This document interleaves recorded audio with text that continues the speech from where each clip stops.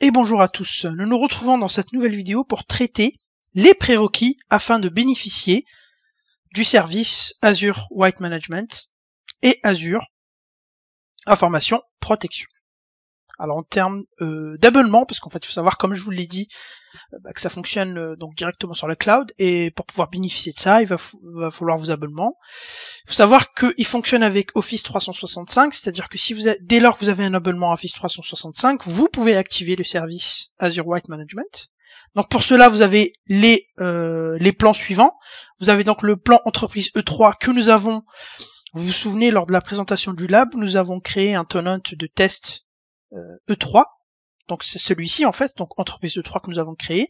Vous avez la partie éducation A3, les secteurs publics G3, et également la partie entreprise E4, éducation A4 et secteur public G4, et également la partie donc le plus haut, c'est l'entreprise E5 et l'éducation A5. Avec tous ces plans, vous avez la possibilité d'utiliser Azure Information Protection. Bien entendu, vous pouvez aussi également l'utiliser avec un tenant si vous avez le tenant donc EMS, Entreprise Mobility Suite plus Security.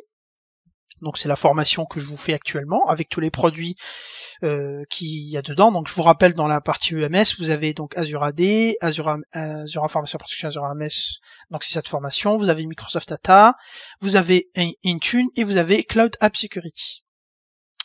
Vous avez également la partie RMS for individual. Donc là, en fait, tous ces trucs-là, vous pouvez les retrouver dans la doc que je vous ai mis lors de la présentation de la formation, afin de ne pas vous perdre, en fait. Donc si vous avez envie de redocumenter, relire tout ça, vous avez tout ça en documentation.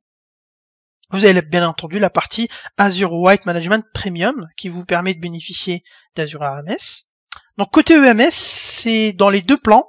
Donc ça, vous avez le E5 soit le E3 EMS.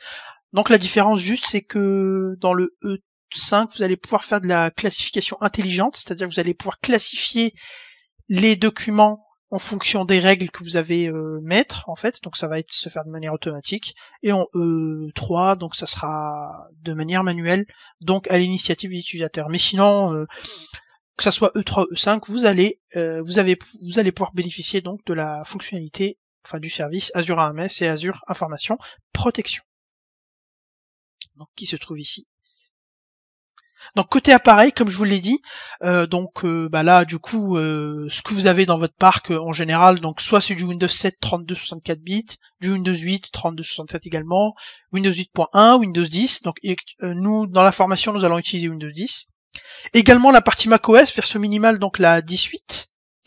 Et la partie mobile, donc iPhone, iPad, les tablettes, Windows avec Windows Mobile, Windows 8 RT également, la partie Android également, tablette aussi, et la partie Windows Phone. Voilà. Donc ça couvre un peu tous les appareils qu'on retrouve donc de nos jours au sein des systèmes d'information. En termes d'application, il faut savoir que pour pouvoir bénéficier des services Azure White Management et Azure Information Protection au niveau des Office, parce que c'est avec Office que vous allez pouvoir donc activer et sélectionner les templates. Donc il faudra un minimum un Office 2010 Pro Plus, mais je crois que de mémoire à vérifier, celui-là n'est plus supporté, je crois. Mais ce qui est sûr, c'est que le Office 2013 Pro Plus est supporté, et bien entendu le Office 2016 Pro Plus est également donc supporté. Pour le client AIP, donc là ça va être le client qui va vous permettre de faire redescendre la classification au niveau de vos documents, donc au niveau de votre Office, de toute votre application Office. Donc vous pouvez visualiser le lien qui est ici. Hop, on va y aller dessus, et en fait vous allez voir, juste pour vous montrer, en fait vous aurez des choses comme ça sur toutes vos applications Office, donc que ce soit du Word, Excel, PowerPoint, etc. Vous aurez la classification de vos documents, et bien entendu tout ça en fait ça se change, et je vous montrerai en fait comment en fait arriver à ce résultat là à l'issue de la formation, d'accord? Donc à l'issue de la formation, bien entendu, vous saurez tout faire au niveau donc classification, chiffrement, déchiffrement, etc., etc. Pardon. Alors donc côté serveur, il faut savoir que, comme je vous l'ai dit, si vous souhaitez bénéficier des services cloud donc hybride, c'est-à-dire si par exemple vous avez des serveurs Exchange, serveurs de fichiers ou SharePoint, et vous avez envie en fait de bénéficier d'Azure RMS, il va falloir en fait donc faire des services hybrides. Et pour cela, il vous faudra en fait donc un RMS connector qui va faire la jonction entre vos serveurs locaux et le service Azure White Management qui se trouve dans le cloud, comme on peut le voir ici sur ce schéma. Bien entendu, après ici, par exemple, sur ce schéma, on peut le voir que nous avons une ferme ADFS avec deux serveurs, donc un web proxy plus un ADFS classique, et vous avez également la partie Active Directory avec AAD Connect pour pouvoir donc synchroniser l'identité locale vers le Azure AD. Donc là, nous, dans cette partie, nous n'utilisons pas ces parties-là parce que ça fera office d'une autre formation. Nous n'utilisons que de l'Azure AD directement, donc c'est-à-dire que notre identité est directement dans Azure.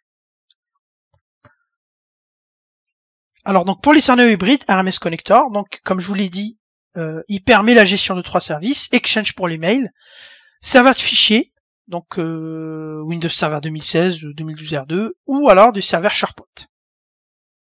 Alors en termes de version, pour les scénarios, il est possible d'avoir donc soit du serveur Exchange 2010, 2013, 2016, pour les serveurs de fichiers du 2012, 2012 R2 pour l'instant, et pour du SharePoint 2010, 2013 et 2016. Donc pour plus d'informations, je vous ai mis également un lien ici, donc qui vous dit en fait comment déployer le RMS Connector avec tout. Sachant qu'on le verra pas dans cette partie parce que malheureusement, je n'ai pas de ferme Exchange,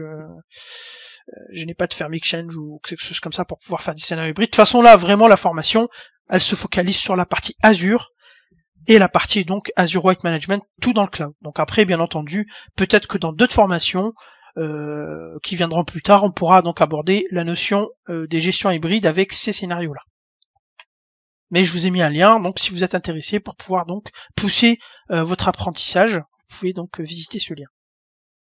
Voilà, donc je vous remercie d'avoir suivi cette vidéo qui a été courte, mais elle vous résume en fait les quelques prérequis qu'il faut pour pouvoir donc bénéficier donc d'Azure RMS. Bien entendu, attention, comme je vous l'ai dit, en fait, il vous faut un minimum, soit un Office 365, soit un EMS, soit un RMS for individual, soit un RMS Premium, Azure Premium, et il vous faut absolument votre identité, donc la gestion des utilisateurs dans Azure AD, parce que sinon ça pourra pas fonctionner. Donc il vous faudra donc en gros de l'Azure, donc un Azure Active Directory et un abonnement qui vous permet d'activer Azure White Management et Azure Information Protection. Voilà, donc je vous remercie, puis je vous dis à très bientôt pour la suite. Merci.